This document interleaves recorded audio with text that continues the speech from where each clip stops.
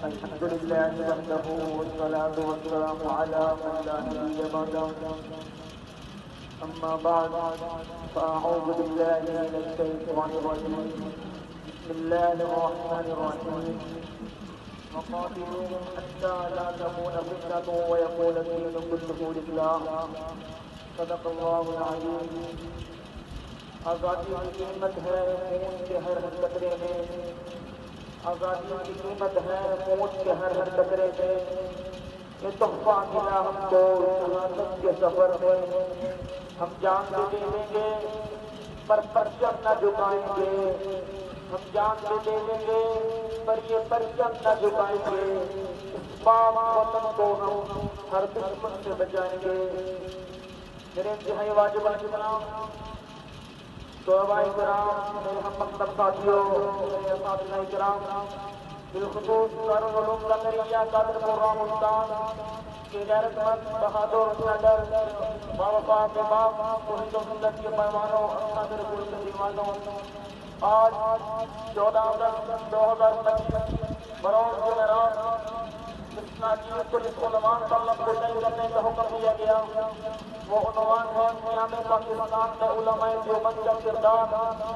تو میں چاہوں گا کہ آج 14 اگست 2025 ہماری یوم آزادی کی تقریب صرف کسی مقصد کے لیے نہیں، ہم صرف خالی پاکستان کی آزادی کا جشن منا رہے ہیں، بلکہ ہم اپنی نسل نو کو یہ بات بھولتی میں دلا رہے ہیں کہ بابا اگر پاکستان سے محبت ہوگی، اگر اس ملک اور وطن سے وفاداری ہوگی تو ہم پاکستان کی بھی خدمت کر سکتے ہیں، ہم اسلام کی بھی خدمت کر سکتے ہیں، ہم محمد کے دین اور پیغمبر کے دین اور شریعت کی بھی خدمت کر سکتے ہیں. کچھ لوگ بیچارے لیبرل اسٹائل، سیکولر اسٹائل ایک دنیا کے اندر گمراہ پڑا کو اٹا کرتے ہیں کہ جناب علماء نے تو پاکستان بننے کی مخالفت کی تھی، علماء تو پاکستان کا بننا چاہتے ہی نہیں تھے. میں انہیں دعوت فکر دینا چاہتا ہوں کہ جاؤ تاریخ کا مطالعہ کرو، 1701 سے لے کر 1947 تک کی تاریخ کو دیکھو. آزادی کا بیج علماء نہیں ڈالا تھا. جب میرے اکابرین نے انگریز کے خلاف علماء جہاد کو بلند کیا، اگر انگریز کو بر صغیر سے نہ نکالے آتا، اگر فرنگی کو بر صغیر سے نہ نکالے آتا تو کوئی مائی گلال پاکستان کے مارد وجود میں آنے کا سوچ بھی نہیں سکتا تھا، پاکستان کے مارد وجود میں آنے کا تصور بھی نہیں کر سکتا تھا.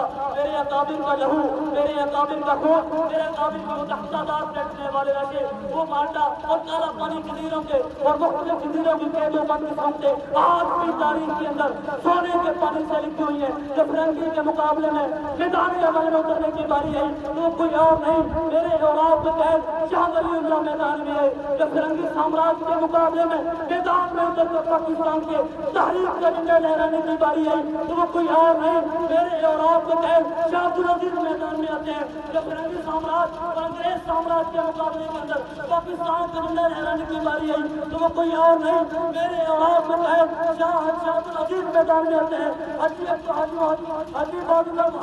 میدان میں آتے ہیں، سید احمد شہید کی شکل میں آتے ہیں، مولانا ضامن شہید کی شکل میں آتے ہیں، مولانا یحییٰ شہید کی شکل میں آتے ہیں، مولانا ابراہیم سیالکوٹی کی شکل میں آتے ہیں. جب لوگ انگریز سے مال لے کر، انگریز سے جائیدادیں لے کر، انگریز سے مربع لے کر، انگریز سے پیسہ لے کر اس کی وفاداری کی قسمیں اٹھا رہے تھے، میں فخر سے کہنا چاہوں گا اس وقت میرے اکابر، اس وقت میرے دیوبند کے علماء، اس وقت داڑھی پگڑیوں والے میدان میں کھڑے ہو کر انگریز کے تیر تلوار، انگریز کے نظر بچی کا مقابلہ کرنے کے لیے سینہ تان کر کھڑے تھے.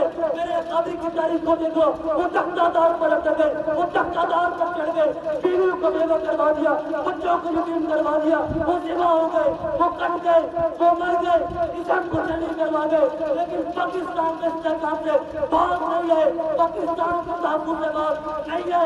وہ کالے پانی کو جیل میں چڑھ گئے، وہ مار دے کے جیلوں میں زندگی کی آخری سانسیں ختم کر گئے. آخر دنیا نے ایسا بھی نہیں دیکھا کہ انگریز نے پوری دنیا پر کنٹرول مارا، پوری دنیا کو کور کر لیا. بڑے بڑے لوگ، بڑے بڑے سیکولر، بڑے بڑے زمیندار، بڑے بڑے زمینداروں کو اس نے کور کر لیا، بڑے بڑے نشینوں پر قبضہ پا لیا.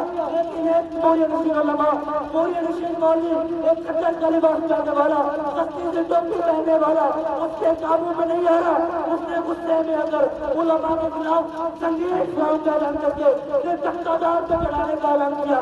تاریخ آج بھی اس بات پہ دعا ہے، جاؤ تاریخ کا مطالعہ کرو کہ تاریخ کا ادنا سے ڈالتے ہوئے ایک دن میں 10,000 علماء کو پھانسی کے پھندے پر لایا گیا، 10,000 علماء کو پھانسی کے پھندے پر چڑھایا گیا۔ اور ایک آج میں لکھتا ہے دلی کے چوک سے لے کر پشاور کی طرف حیدر تک سڑک کے دونوں اطراف میں جتنے بھی درخت تھے ان میں درخت ایسا نہ تھا جس پر میرے اکابر کی لاش لڑتی ہو۔ وہ میرے اکابر تھے جنہوں نے قربانیاں دی، بچوں کو یتیم کروا دیا، بیویوں کو بیوہ کروا دیا، جسم کو چھلنی کروا دیا، ستن سے جدا کروا دیا۔ وہ کٹ گئے، وہ جدا ہو گئے، وہ مر گئے، تختہ دار کو ڈوب گیا۔ میرے کچھ علماء تھے جن کو مارٹا کی جیل میں ڈالا گیا، انگریز کی طرف لگایا گیا، کیس سنایا گیا۔ انگریز نے کہا ان کو سزائے موت کی دے دی، سزائے موت کا اعلان ہو گیا۔ کچھ دن کے بعد پھانسی کے پھندے پر چڑھایا جانا تھا، کچھ دن بعد تختہ دار پر چڑھایا جانا تھا۔ اکابرین کے لیے سزائے موت کا اعلان ہو گیا۔ اس کے بعد جیل کے اندر لایا گیا۔ جب جیل میں ڈالا گیا تو انگریز دیکھتا ہے میرے اکابرین خوشیاں منا رہے ہیں، میرے اکابرین جشن منا رہے ہیں، کہ کچھ دن باقی ہے اللہ کے پاس چلے جائیں گے، کچھ دن باقی ہے جنت کے نظاروں میں چلے جائیں گے۔ جب یہ بات وائسرائے برطانیہ کے پاس پہنچی، جب یہ خبر وائسرائے ہند کے پاس پہنچی کہ جن کے لیے ہم نے سزائے موت کا اعلان کیا ہے وہ تو جیل میں خوشیاں منا رہے، وہ تو جیل میں جشن منا رہے، اللہ کے پاس چلے جائیں گے، جنت کے نظاروں میں چلے جائیں گے۔ اس نے کہا کیس کو ریٹرائل کیا جائے، کیس کو دوبارہ سنا جائے، کیس دوبارہ لایا جائے، کیس کو دوبارہ پڑھ دیا جائے۔ جب کیس جج نے دوبارہ سنا تو ان علماء کو بلایا گیا اور کہا گیا اے مولویو، جس موت پر تم جشن مناتے ہو، جس موت پر تم خوشیاں مناتے ہو، ہم تمہیں وہ موت نہیں دینا چاہتے۔ ان کو کہا گیا تمہاری اسرائیل موت کو عمر قید میں تبدیل کرتے ہیں۔ ایک مرد اندر کیا کہا، کیا کہوں اس ٹھیکیدار کو حکم نظر بندی ملا، کیا کہوں اس ٹھیکیدار کو حکم نظر بندی ملا، کیا کہوں کیسے رہائی ہوتے ہوتے۔ میرے قادری تو وہ تھے جو موت کو رہائی سمجھتے تھے، موت کا فیصلہ ہو گیا، تختہ دار پر چڑھایا جانا تھا، وہ موت کو رہائی سمجھ رہے، عمر قید کی سزا دی گئی، اس سے خوش نہیں ہوئے کہ ہم مر جانا چاہتے بچ جائیں گے، وہ غمزدہ ہو رہے ہیں، وہ شکوا کر رہے ہیں۔ اس ٹھیکیدار کو اپنا نظر منزل ملا، کیا کہوں کیسے رہائی ہوتے ہوتے رہتے، وہ موت کو نہیں سمجھ رہے تھے۔ آج میں اپنے طلباء بھائیوں، اپنی نوجوانوں، اپنے نیو جنریشن، اپنی نسل نو کو یہ پیغام دینا چاہتا ہوں کہ اپنے اکابرین کی تاریخ کو پڑھ کر، اپنے علماء کی تاریخ کو پڑھ کر آج پاکستان سے وفاداری، آج اس ملک اور وطن سے محبت کا رخ اٹھائیں کہ میرے اکابرین نے کسی سیکولر، کسی لبرل، کسی بےایمان، کسی اپنی دین کو پاکستان کے اوپر بھونکنے کی ہمت نہیں دی۔ جب بھی کسی نے کوئی آواز اٹھائی تو میرے اکابرین نے اس کی آواز کو دبایا۔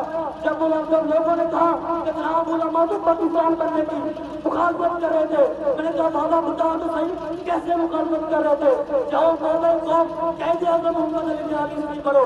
جب اس سے کسی نے پوچھا کہ اگر تیرے پاس کوئی مولوی تو نہیں ہے، تیرے ساتھ کوئی عالم تو نہیں ہے، تیرے ساتھ کوئی داڑھی پگڑی والا تو نہیں ہے، تیرے ساتھ کوئی اللہ والا تو نہیں ہے، تو بابا کو مسٹر محمد علی جناح نے کیا خوب جواب میں کہا، اس نے کہا میرے ساتھ ایک ایسا عالم ہے جو ہزاروں علماء پر بھاری ہے۔ تو پوچھنے والے نے پوچھا، سوال کرنے والے نے سوال کیا، بابا جی مسٹر صاحب ہمیں بتائیے تو صحیح وہ عالم کون ہے؟ تو جس کا جواب، جس کا نام بابا قوم نے لیا وہ کوئی عام انسان نہیں، وہ میرے اور آپ کو کہے علماء دیوبند کے سردار، علماء دیوبند کے سرکار مولانا اشرف علی تھانوی رحمۃ اللہ علیہ۔